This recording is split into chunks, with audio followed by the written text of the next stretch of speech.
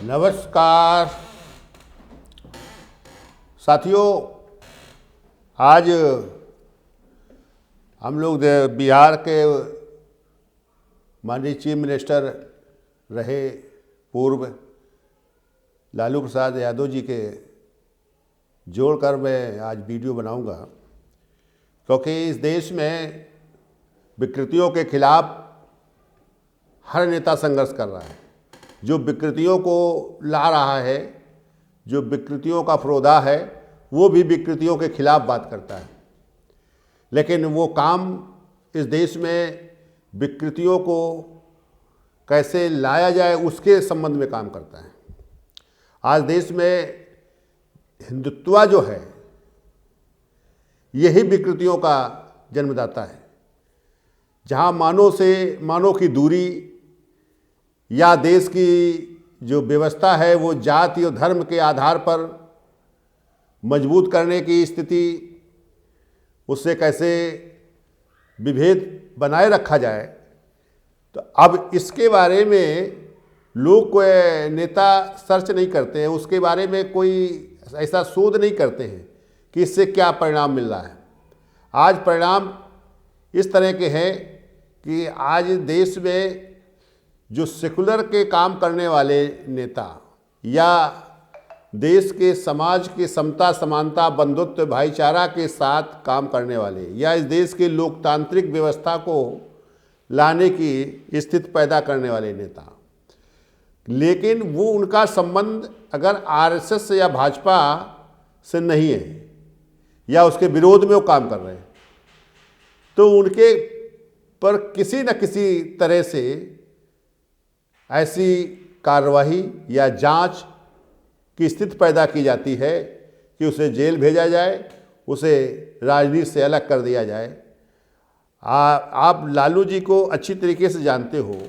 जो चारा घोटाला का जो उनके ऊपर आरोप लगाया गया है, तो ये चारा घोटाला तो पहले पूर्व मुख्यमंत्री, इनसे पहले मुख्यमंत्री के टाइम से शुरू हुआ और इन्होंने जांच तो इन्होंने शुरू कराई थी, लेकिन किस तरह से के आरोप में ऐसे फंसे कि इनके ऊपर तमाम आरोप बनाए गए। और क्या स्थिति सही है? अगर इस देश में जो भी उस विकृतियों के खिलाफ लड़ेगा और आपको वहाँ से पहले उस विकृतियों के खिलाफ खड़ा होना पड़ेगा। देश में आप उनका नाम लेते हो केवल सत्ता बनाने के लिए, उन विकृतियों में काम करने वाले लोगों को आगे रखने का काम करते हो, नेतृत्व देते हो। इसके बाद वो सारी शक्ति आप ही पर काम आती है और आपको कैसे जेल भेजा जाए, कैसे जांच के कटघरे में लाया जाए, किस तरह से आपको आरोपी बनाया जाए, ये सारी स्थिति पैदा है। आज हर नेता इसी का शिकार है, लेकिन इससे हट नहीं पा रहा है। जो हटा हुआ नेता था वो भी उसी में समाहित है।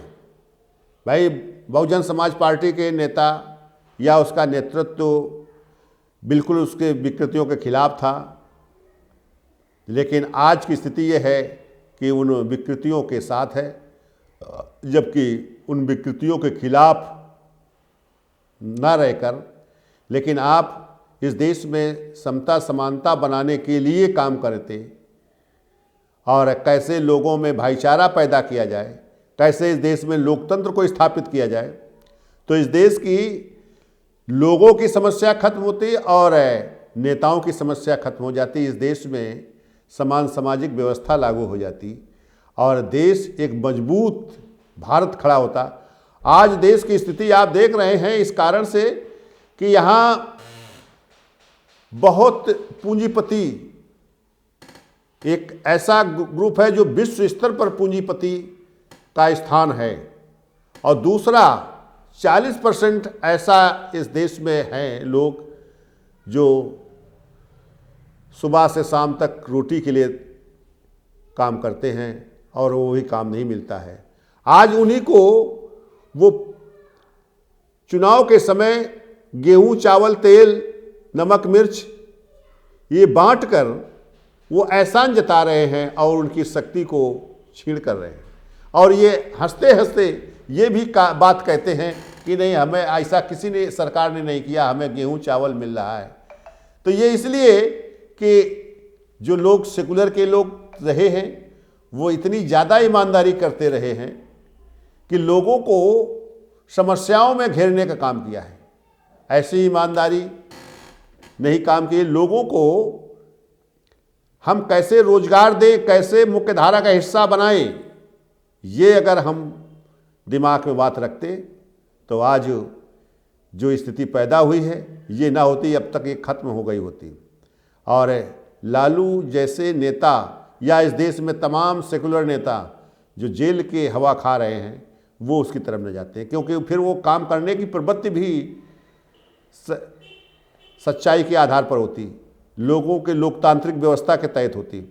आज जो भ्रष्टाचार का है वो भी उसी कारण से हो रहा है, और जो ऊंचाई पर पहुंचता है वो सब कुछ भूल जाता है, उस रास्ते में अपनाकर अपने को भ्रष्ट बना लेता है, अपने को आतंकी के रूप में ले आता है।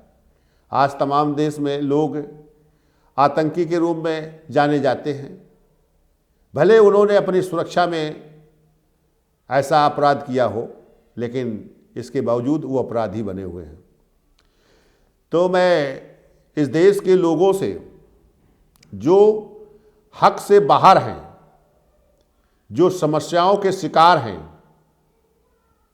उन सब से मैं कहता हूं, और छोटे इकाई के लोगों से और बड़े इकाई के लोगों से मैं सभी से बात कह रहा हूं, संदेश के रूप में देना चाह रहा हूं कि अगर आप राष्ट्रीय भागीदारी जो आंदोलन चल रहा है, जो इसका वेबसाइट है राष्ट्रीय भागीदारी आंदोलन.com, आप ज़रा इसको सर्च करें, और इसमें एक ईमेल पर किताब है, तो उस किताब को भी निकाले पढ़ें।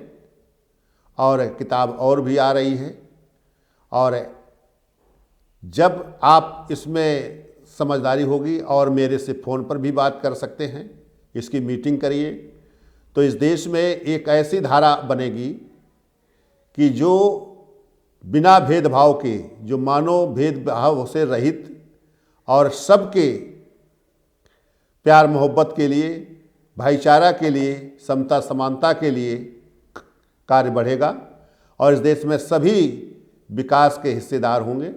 और इस देश में एक न्यूनतम स्टेज होगी जहां सबको नौकरी नहीं तो उनको बिना ब्याज के संसाधन के रूप में धन मुहैया हो, ये स्थिति बनेगी।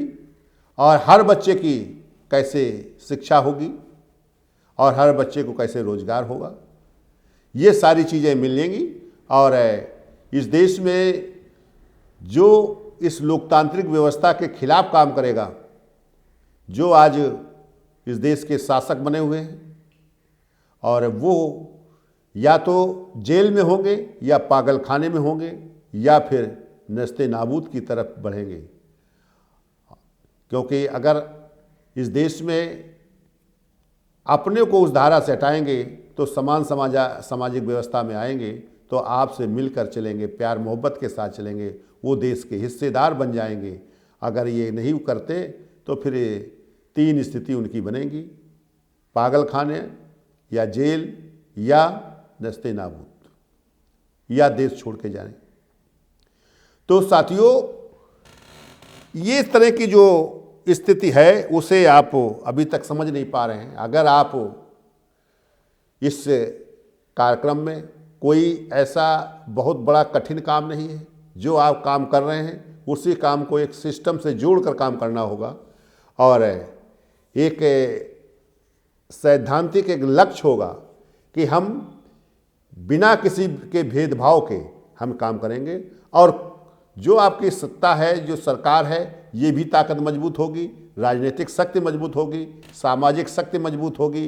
इस देश के लोगों को काम से जोड़ने का एक रास्ता मिलेगा, और यह रास्ता उसी तरह का है जैसे इस देश में जो विकृत भारत था, तो उसको संविधान से जो लोकतांत्रिक व्यवस्था आई, तो यह देश एक अखंड भारत बन गया और देश में हर व्यक्ति ये गर्व से कहता है देश हमारा है, तो फिर यही स्थिति पैदा होगी कि देश हमारा है तो हम सब हिस्सेदार हैं, यह देश हम सब का है, किसी एक का नहीं है। ये और जुड़ जाएगा तब फिर ये देश में हर व्यक्ति खुशहाल होगा और जो एक दूसरे के साथ भेदभाव है ये खत्म होगा, प्यार मोहब्बत के साथ लोग आगे बढ़ेंगे, तब ये देश मजबूत होगा।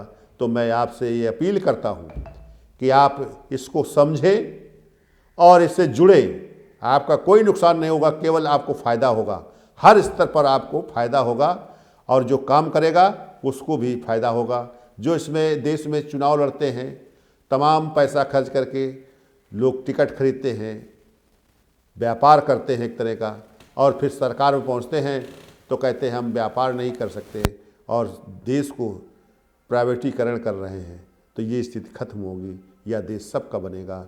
आओ हम सब मिलकर इस देश को मजबूत करें, अपने को मजबूत करें, अपने को विकास से जोड़ें और इस देश को सभी को शिक्षित करें।